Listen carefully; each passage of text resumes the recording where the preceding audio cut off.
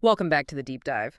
Today, we're digging into something pretty significant, a legal development. Mhm. And we're using our source material here, which is excerpts from Trump's injunction victory, Reshaping Citizenship. So, our mission really is to unpack this specific Supreme Court ruling, try and understand, not just what happened, but maybe the how and the why, how it could actually reshape, well, some pretty fundamental policy areas. Mm. Okay, so let's get into it. Let's see what this means for you. All right, so to kick things off, the source, it talks about a major development in the Supreme Court. Can you maybe walk us through the core of what actually happened there? Yeah, absolutely. What's really interesting is how the article frames it. It calls it a major victory for President Trump. Mm-hmm. And the specific thing the court did, it restricted the ability of federal judges to block his executive orders. Okay, restricted their ability. So federal judges blocking executive orders, Yeah. that's a standard thing, right? Or was. Well, yeah, traditionally, especially lower federal courts, they could issue something called a nationwide injunction, basically hitting pause on an executive order across the whole country while the courts figured out if it was legal. Right, a pause button. Exactly. And this Supreme Court ruling, it really pumps the brakes on that specific power. It limits how easily lower courts can issue those broad nationwide blocks. Hmm. That sounds like, well, a pretty fundamental shift in how these branches of government interact, doesn't it? It absolutely is. Yeah. It potentially rebalances things.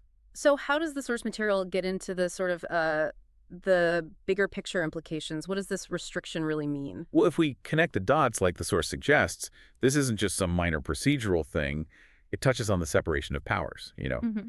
By making it harder for lower courts to put an immediate nationwide stop on executive actions, the decision could, well, allow policies to go into effect much faster. Even controversial ones. Potentially, yes.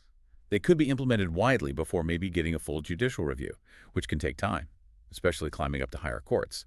So it kind of streamlines the president's ability to get policy moving. Okay, streamlines it. So executive actions could have a quicker, maybe more immediate impact across the board.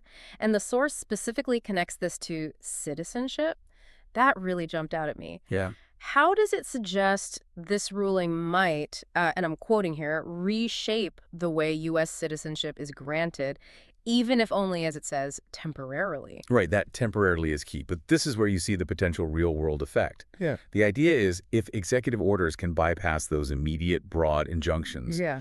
then policies related to citizenship, things like naturalization rules, maybe visa stuff, criteria for benefits, those could be put in place very quickly. Without that initial judicial pause. Exactly. So while they might still be challenged, appealed, maybe overturned later, that temporary period could still have significant immediate effects on people.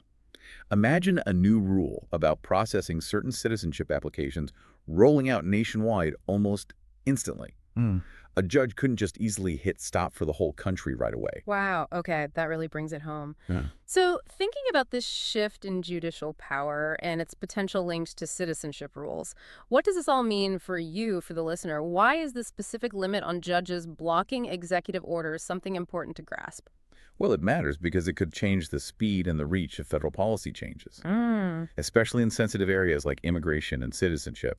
For you, it could mean that executive actions might have a much more immediate practical effect on your life, maybe people you know. Without those sort of initial legal speed bumps we might have expected before? Yeah. Pretty much. Yeah. Without the same level of immediate, widespread judicial check from the lower courts that often acted as a first barrier. It really highlights that constant tension between the White House and the courts, Yeah. and how shifts in that balance can ripple out very quickly into real-world changes. Yeah. Changes impacting things like travel, paperwork, basic processes. Okay. So, if we were to boil it down, the main takeaway here is a significant shift, a rebalancing maybe. Executive orders might roll out faster, more broadly now, with fewer immediate checks from lower courts. And this could directly touch policy areas like U.S. citizenship, even if the changes aren't immediately permanent. That sums it up well. And it leads to a really important question for you, the listener, to think about. How might this specific restriction on the courts shape future executive actions? Think about it, regardless of who is president. What does it mean for national policy when executive power can act more swiftly, with fewer immediate judicial roadblocks? Definitely something to mull over, a lot to consider there. Well, we hope this deep dive has given you some valuable insights into this pretty complex ruling and what it might mean down the line. Thanks for joining us today.